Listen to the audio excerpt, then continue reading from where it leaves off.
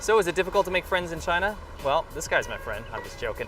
The short answer is yes, but there's a lot of things I need to delve into to kind of explain. Now, I have lived across the entire country in lots of different provinces and regions, and my experiences have led me to have a multitude of different kinds of friends here in China. And of course, you gotta make friends when you come to China. I mean, why would you move here otherwise, right? Now, one of the most common questions I actually get on my channel is, how easy or difficult is it to actually make friends in China?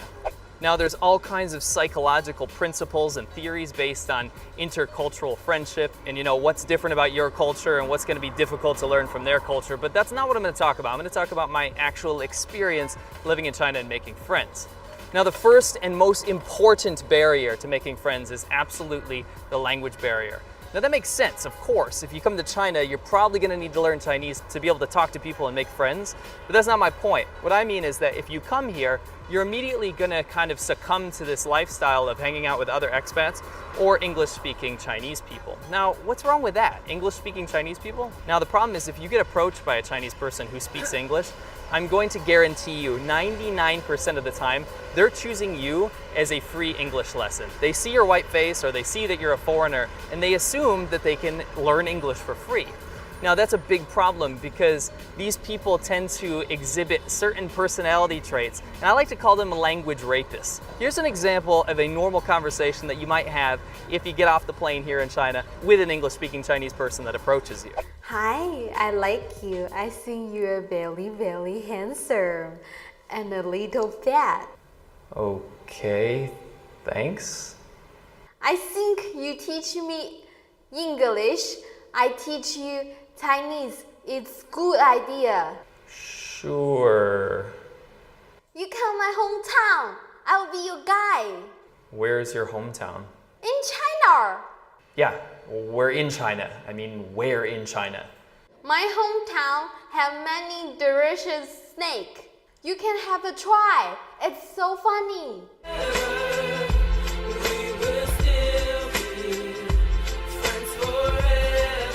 Now, of course, it's more comfortable to speak your own language. That's just how it is, right?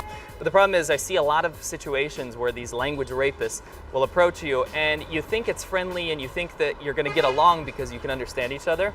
But the problem is if people are approaching you just because you're foreign or just because you speak English, it usually quickly devolves into a one-sided relationship, and that becomes a big problem. Now, here's my advice to get over this.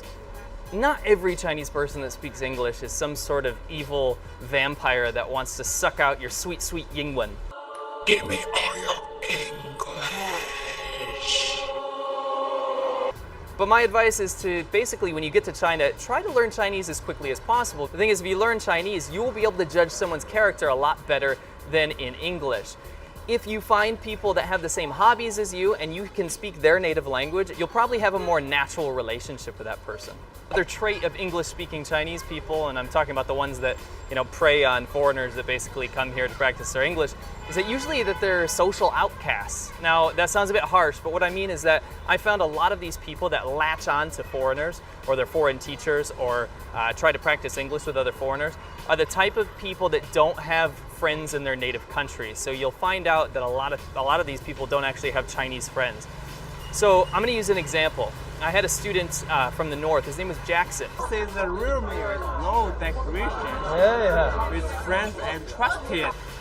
And he was a Backstreet Boys, Westlife loving Chinese boy, just like anyone else. But the problem is that he didn't have any friends. So what he did was latch onto the foreign teachers, and he'd have conversations with me, or I should say at me, about how Obama's awesome, or how it's so sad that so-and-so US celebrity died, or NBA is so cool, what's my favorite team? Despite me telling him that I didn't have an interest in NBA or basketball in general, he basically talked at people.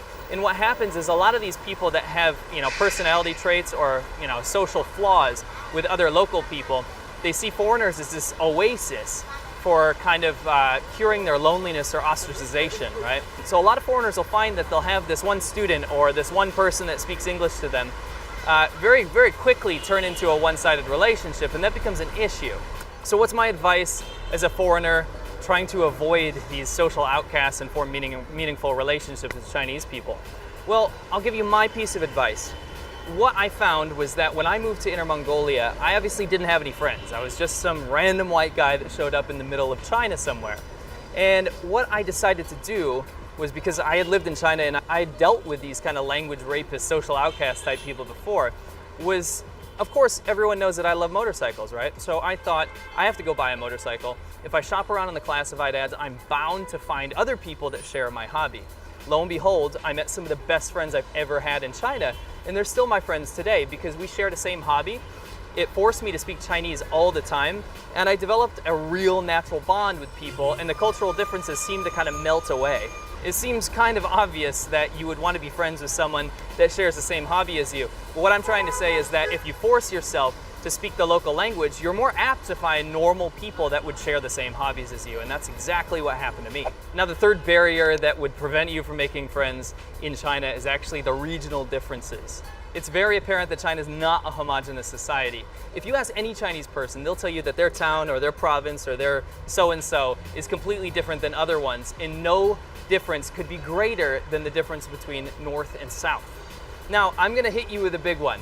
I'm gonna say that Cantonese people or Southern people don't have friendships. Now, that's a lot to take in.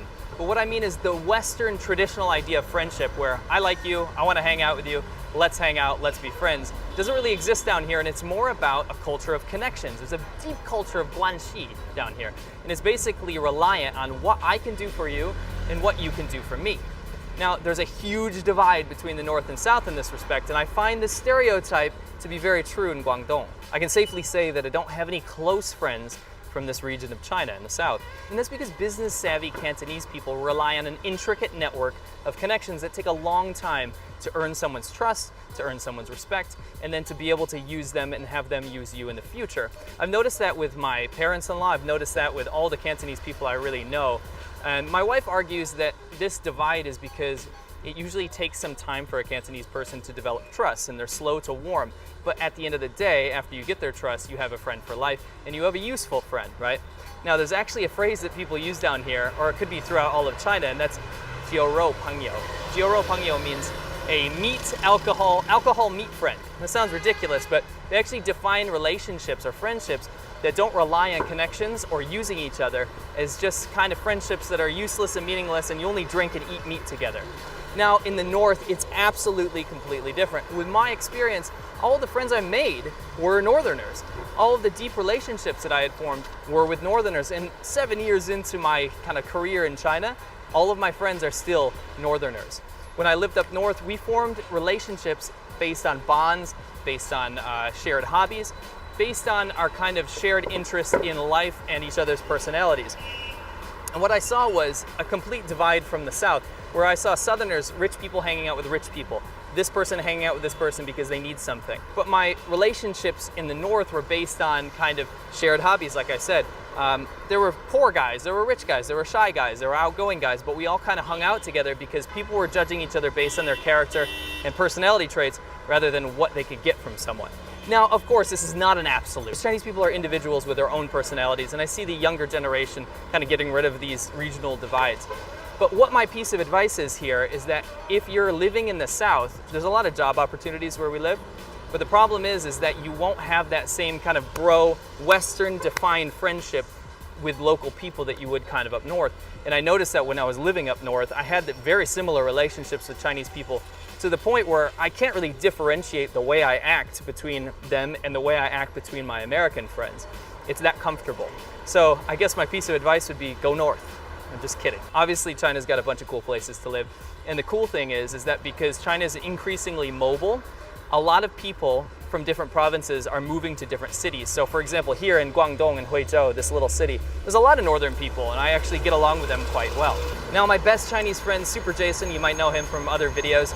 He's a different guy. He stands out in the crowd, that's for sure. I notice a lot more individualism from northerners. Now, he's actually from Inner Mongolia, and the reason that we're still friends today is because despite coming from a wildly different economic background, different family values, different upbringing, we just like hanging out with each other. We have a shared interest in music, and we can get along with each other without any kind of give or take necessity. Now, I have had relationships here with people in the South where I got kind of trapped into this give or take momentum. And unless you're super, super savvy, the foreigner always comes out on the bottom of those relationships. So again, not to stereotype North versus South, although I find some of these stereotypes to be true, at the end of the day, I found Northerners were much easier from a Western perspective of friendship to get along with than people in the South. Now, this might sound harsh and judgmental, but I'd like to give you some advice on how to make friendships here in China. It's not impossible, it is difficult in some areas, and you have to be an outgoing person. I think that does people a world of good. When you're an outgoing foreigner that actually seeks out Chinese people, because they tend to be kind of reserved, if you're the one seeking out these friendships, they turn out to be much more organic and natural. And again, sharing the same hobbies, learning the language, all of these are steps to avoid the expat trap of just hanging out with their students or just hanging out with other foreigners. Anyway, thank you so much, Law Winners, and I will catch you on the next one. So, is it difficult to make friends in China?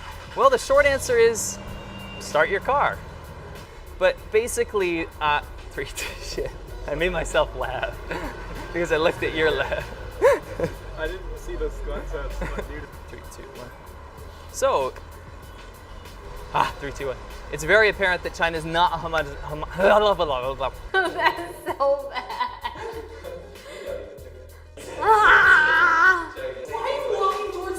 I can't see him. Wait, say that again. Manny delicious.